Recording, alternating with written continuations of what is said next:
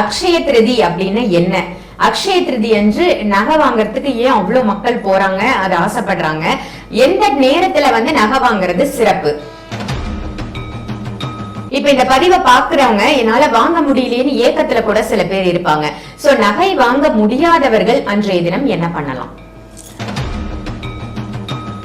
எப்பவுமே அந்த 3வது நாள் அவர் என்ன பண்ணுவார்னா, ரோகிணி நட்சத்திரத்துல தான் வருவார் சந்திரன். சித்திரை மாதம் அமாவாசைக்கு அப்புறம் 3வது நாள் ரோகிணி நட்சத்திரத்தில் சந்திரன் சஞ்சாரம் செய்யும் பொழுது புராணங்கள்ல பல கதைகள் இந்த அக்ஷய திருத்தியில சொல்லப்பட்டிருக்கிறது. இந்த அக்ஷய திருத்தியில விஷ்ணு புராணத்துல என்ன சொல்லியிருக்கு அப்படின்னு கேட்டா, வருடத்தில் இந்த ஒரு நாள், இந்த அக்ஷய திருத்தியை என்று மகாவிஷ்ணு சொன்னது. நீங்க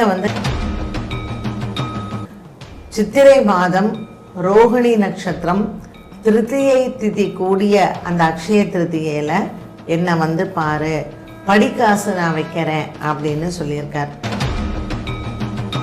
இந்த டைம்ல நீங்க போய் வாங்குறது ரொம்ப நல்லது.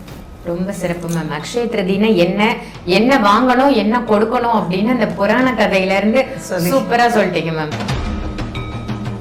ஆன்மீக பரிகார நேயர்கள் அனைவருக்கும் அன்பான வணக்கங்கள். இன்னைக்கு நம்ம யாரை சந்திக்க வந்திருக்கோம் அப்படின்னு பாத்தீங்கன்னா, அஸ்ட்ராலஜர் பாரதி ஸ்ரீதர் மேடம் தான் சந்திக்க வந்திருக்கோம்.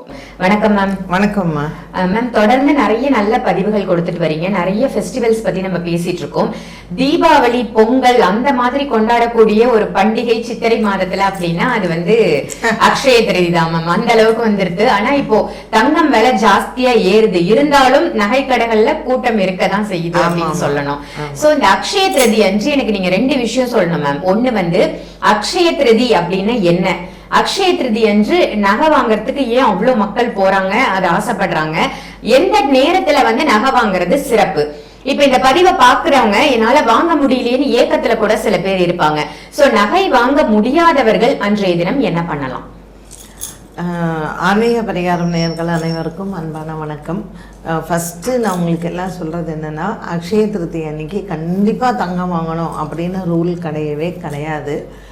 அது எதனால் அப்படிங்கிறதையும் நான் உங்களுக்கு சொல்கிறேன். இந்த அக்ஷய திருத்தியைனா என்ன அப்படின்னா, சித்திரை மாதம் அமாவாசை வருது இல்லையா? ஸோ 16, 17 இந்த தடவை போதாயன அமாவாசை, 17 அமாவாசை. 3வது நாள் அந்த திருத்தியை திதி, 3வது நாளை திருத்தியை அப்படின்னு சொல்லுவோம். ஸோ ஜென்ரலி சித்திரை மாதம் மேஷ ராசியில் சந்திரன் இருக்கிறச்சே தான் நமக்கு அமாவாசை வருது. அதுக்கப்புறம் அவர் கிருத்திகா நட்சத்திரத்துக்கு வரார். அதுக்கப்புறம் அவர் ரோகிணி நட்சத்திரத்துக்கு வருவார். ஸோ அவர் 3 நாள் ஆகிடும். ஏன்னா 2.25 நாள் ஒரு நட்சத்திரத்தில் சந்திரன் இருப்பார். ஸோ எப்போவுமே அந்த 3வது நாள் அவர் என்ன பண்ணுவார்னா, ரோகிணி நட்சத்திரத்தில் தான் வருவார் சந்திரன். சித்திரை மாதம் அமாவாசைக்கு அப்புறம் 3வது நாள் ரோகிணி நட்சத்திரத்தில் சந்திரன் சஞ்சாரம் செய்யும் பொழுது ரோகிணி நட்சத்திரத்துடன் சேர்ந்த அந்த திதி, திருத்தியை திதி, அதுதான் சிறப்பு. அக்ஷய திருத்தியை அப்ப அந்த நட்சத்திரத்துக்கும் அந்த திதிக்கும் என்ன முக்கியத்துவம் அப்படின்னு பார்த்தீங்கன்னா, பார்க்கடலை கடைஞ்சாங்க இல்லையா? தேவர்கள் ஒரு புறம், அசுரர்கள் ஒரு புறம், எத்தனையோ பல்லாயிரம் ஆண்டு காலம் கடைஞ்சாங்க. அந்த வாசுகி அப்படிங்கிற பாம்பு அந்த மேரு மலையை கடையிறாங்க. கடையும் பொழுது அந்த அமிர்தம் வந்தது இல்லையா? பார்க்கடல்ல இருந்து அப்படியே அந்த அமிர்தத்தை கொண்டு வந்தாங்க. அந்த அமிர்தம் வந்த நாள் இந்த அக்ஷய திருத்தியை நாள் தான். ஸோ இந்த அக்ஷய திருத்தியை அன்னைக்கு தான் பார்க்கடலை கடைந்த போது பலவிதமான பொக்கிஷங்களும் இந்திரன் இழந்தவை எல்லாமே மீண்டும் கிடைச்சது. அதில் ஒரு தெய்வீக பசுதான் காமதேனு. இந்த காமதேனு யார்கிட்ட இருந்தது அப்படின்னு பார்த்தீங்கன்னா, வசிஷ்டர் மாமுனி கிட்ட இருக்கு. ஸோ விஸ்வாமித்ரர் அவர் ரிஷியார்த்துக்கு முன்னாடி அவர் ஒரு நாட்டினுடைய மன்னனாக இருந்தார். வசிஷ்டரும் அருந்ததியும் ஒரு குடிலில் இருக்காங்க. ஸோ அந்த காட்டில் அவங்களுடைய அந்த குடில் பக்கத்தில் ராஜாவினுடைய வேலையாட்கள் எல்லாம் இருக்கும்போது அவங்களுக்கு எல்லாம் ரொம்ப பசி. அப்போ வசிஷ்டரோட குடிலில் வரும்பொழுது காமதேனு பசு தான், அதாவது அக்ஷயம் மாதிரி கொடுக்குமா காமதேனு. அப்போ அவர் வந்த எத்தனை பேரோ அத்தனை பேருக்கும் காமதேனு சாப்பாடு போட்டிருக்கு. இதை போய் அவங்க என்ன பண்ணுறாங்க, விஸ்வாமித்திரர்கிட்ட சொல்கிறாங்க. விஸ்வாமித்திரர் மன்னனாக இருக்கும்போது என்ன நினச்சாரா, என்னது, ஒரு சாதாரணமாக ஒரு சன்னியாசிக்கிட்ட போய் இந்த காமதேனு பசு இருக்கிறதா? கிடையவே கிடையாது. நீங்கள் எல்லாரும் படையோட போய் அந்த காமதேனு பசுவை எடுத்துட்டு வாங்க, நான் நாட்டினுடைய ராஜா, அப்போ எத்தனை பேர் மக்களினுடைய பசியை நான் தீர்ப்பேன் அப்படின்னு சொல்லிட்டு இந்த ராஜா வந்து படையை அனுப்புகிறாரு காமதேனு பசுவை எடுக்கிறதுக்கு. ஆனால் காமதேனு பசு வந்த படையினர் அத்தனை பேரையும் சண்டை போட்டு விரட்டுது. அப்புறம் விஸ்வாமித்ரர் வந்து வசிஷ்டரோட குடியில் வந்து காமதேனுவை எடுக்கும்போது காமதேனு விஸ்வாமித்திரரை சண்டை போட்டு விரட்டி விட்டுறது. அப்புறம் தான் அவர் கேட்குறார், எப்படி இந்த தெய்வீக பசு என்கிட்ட இல்லையா இருக்கணும், உன்கிட்ட எதுக்கு இருக்கிறதுன்னு. ஸோ காமதேனுவும் தோன்றிய தினம் வந்து பார்த்தீங்கன்னா இந்த அக்ஷய திருத்தியை என்றுதான். இந்த அக்ஷய பாத்திரம் அப்படிங்கிறதும் வசிஷ்டர்கிட்ட வந்தது இந்த அக்ஷய திருத்தியை என்றுதான். இப்படி புராணங்களில் வந்து பல கதைகள் வந்து இந்த அக்ஷய திருத்தியில் சொல்லப்பட்டிருக்கிறது. இந்த அக்ஷய திருத்தியில் விஷ்ணு புராணத்தில் என்ன சொல்லியிருக்கு அப்படின்னு கேட்டால், வருடத்தில் இந்த ஒரு நாள் இந்த அக்ஷய திருத்தியை என்று மகாவிஷ்ணு சொன்னது. நீங்கள் வந்து நிறைய தான தர்மம் பண்ணுங்க. சித்திரை மாதம் இது கோடை, அதனால ரொம்ப வெயில் காலமாக இருக்கிறதுனால வெண்மை நிற பொருட்களை தானமாக கொடுங்கன்னு சொன்னாங்க. ஸோ பார்க்கடல்ல இருந்து எப்படி இந்த அக்ஷயத்தை கொடுக்கக்கூடிய காமதேனு, அதே போல் இந்த அமிர்தம் இது எல்லாம் வந்ததோ, அந்த நுரை வந்து வெள்ளையாக இருக்கு இல்லையா, மகாலட்சுமி தாயாரும் இன்னைக்கு தான் அவதாரம் பண்ணா, அக்ஷய திருத்தியை அன்னைக்கு தான். அதனால் இன்றைய நாள் வந்து நம்ம எது ஒரு நல்ல காரியம் செஞ்சாலும் அது அக்ஷயமாக வளரும் அப்படிங்கிறது தான் புராணங்கள் வந்து சொல்லுது. ஸோ நிறையா வெண்மை நிற பொருட்கள், பால், தயிர், பருத்தி ஆடைகள், இது எல்லாமே நம்மளை தானம் பண்ண சொல்லியிருக்கே தவிர நீ போய் கோல்டு வாங்கு அப்படின்னு சொல்லி புராணங்களோ அல்லது வேதங்களோ சொல்லவே இல்லை. இந்த கோல்டுக்கு ஒரு புராண கதை உண்டு. திருவேழிமிழிலைன்னு ஒரு ஊர், கும்பகோணத்துக்கு இருந்து ஒரு 40 minutes டிரைவ் இருக்கும். இந்த கோனேரி ராஜபுரம்னு இருக்குது, அது பக்கத்தில் வரும் இந்த திருவேழிமிழிலை. இது மாணிக்க வாசகர் வந்து பாடியிருக்கார் இந்த ஸ்தலத்தை.